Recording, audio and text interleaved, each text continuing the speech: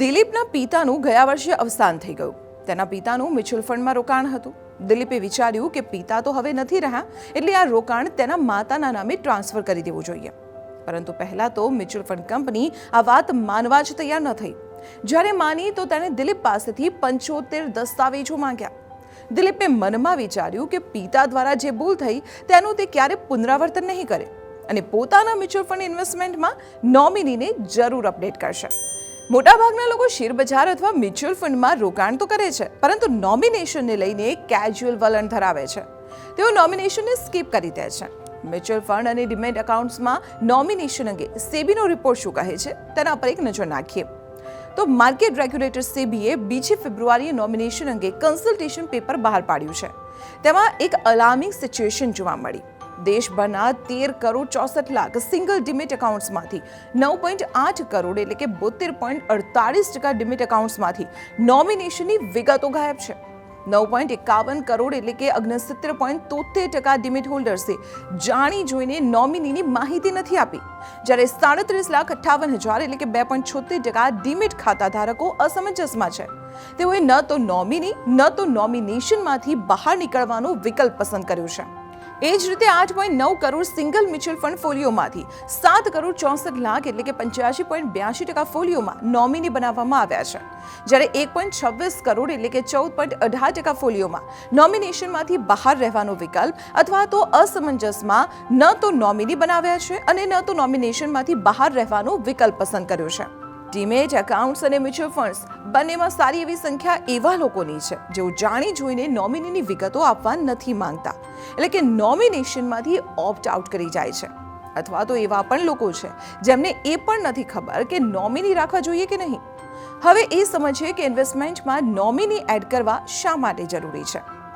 તો નોમિનેશન એ એક પ્રક્રિયા છે જેમાં તમે એક વ્યક્તિને પસંદ કરો છો જે તમારા મૃત્યુના કિસ્સામાં તમારી એસેટની સંભાળ રાખે છે. નિયમ મુજબ નવા ડીમેટ એકાઉન્ટ અથવા મ્યુચ્યુઅલ ફંડમાં નોમિનેશન ફરજિયાત છે. કોઈને નોમિની નથી બનાવવા માંગતા તો ફોર્મમાં નોમિનેશન ઓપ્ટ આઉટનો વિકલ્પ પસંદ કરવો પડશે.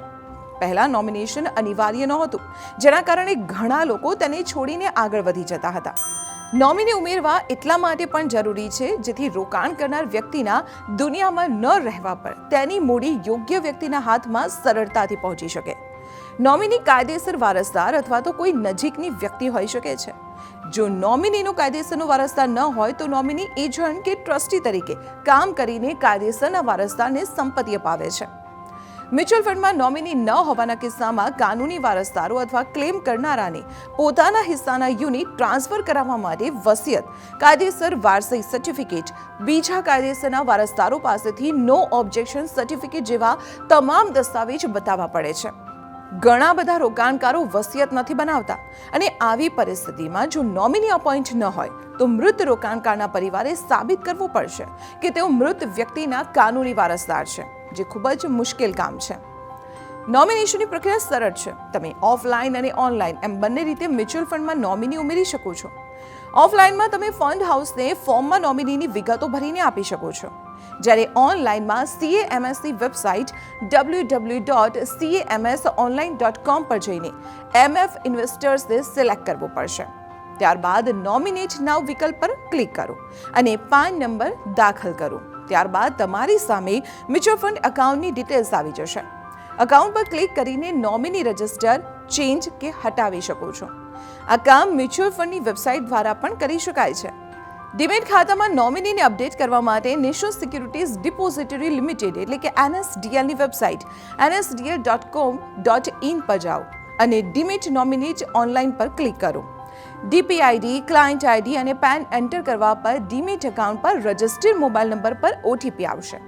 ત્યારબાદ તમે નોમિનીની ડિટેલ ભરીને આધાર OTP દ્વારા નોમિનેશન કરી શકશો.